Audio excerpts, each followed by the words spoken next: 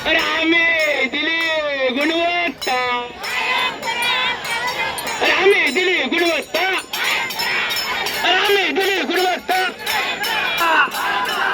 अरे आम्ही दिली गुणवत्ता, अरे हम सब, अरे हम सब, अरे हम सब,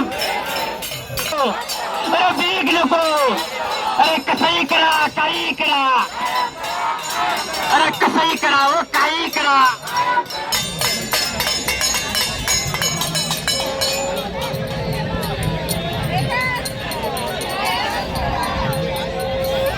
चटई आज अंतरलेली आहे. कृपया आपण आतमध्ये येऊन बसावं. आपल्या शिस्तीचं प्रदर्शन आपल्याला दाखवायचं आहे.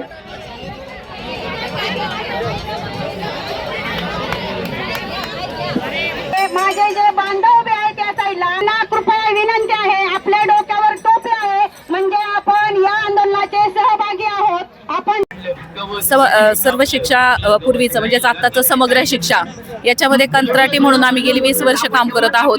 RT अंमलबजावणीसाठी आम्ही काम करत आहोत. शासनाने 8 ऑक्टोबर 2024ला आमच्यातलेच 50% कर्मचारी कायम केलेले आहेत आणि 50% कर्मचारी शासन सेवेत सामावून घेतलेले आहेत. त्यासाठी आमचा हा संघर्ष आहे, लढा आहे, आंदोलन आहे.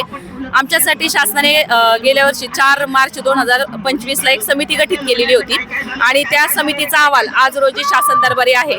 तर समग्र मधले 13 केडरची जी लोक आहेत यांना शासन सेवेत कायम करावं म्हणून आम्ही आजपासून आंदोलन सुरू केलेलं आहे. जोपर्यंत आम्हाला शासन सेवेत कायम केलं जात नाही, विधिमंडळात त्याची घोषणा होत नाही, तोपर्यंत आमचं हे आंदोलन चालू राहणार आहे. आणि न्याय मिळाला नाही तर शासनाने आम्हाला स्वेच्छा मरणाची परवानगी द्यावी असं मी शासनाकडे विनंती करत आहे. आजच्या या आंदोलनाला नाशिक म्हणजे प्रत्येक जिल्ह्यातून 36 जिल्ह्यातनं सहकारी आलेले आहेत. काही लोक दिव्यांग आहेत आमचे, ते सुद्धा याच्यामध्ये सहभागी झालेले आहेत. मॅडम नाशिकवरून आलेले आहेत, त्या दिव्यांग असून सुद्धा या लढ्यामध्ये सहभागी झालेले आहेत.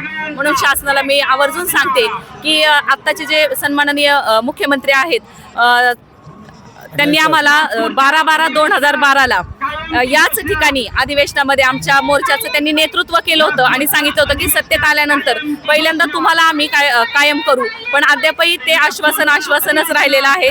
तर सन्माननीय मुख्यमंत्री यांना मी विनंती करते की त्या वचनाची पूर्तता कमीत कमी आता तरी करावी आणि शासन सेवेत आम्हाला कायम करून घ्यावं. आमच्या सेवा अत्यल्प राहिलेल्या आहेत. तुटपुंजा मानधनात आमचं आर्थिक भार सुद्धा आम्ही कुटुंबाचा उचलू शकत नाही. तरी आम्हाला न्याय मिळावा ही विनंती. माझं नाव योगिता जगन्नाथ बलाक्षे.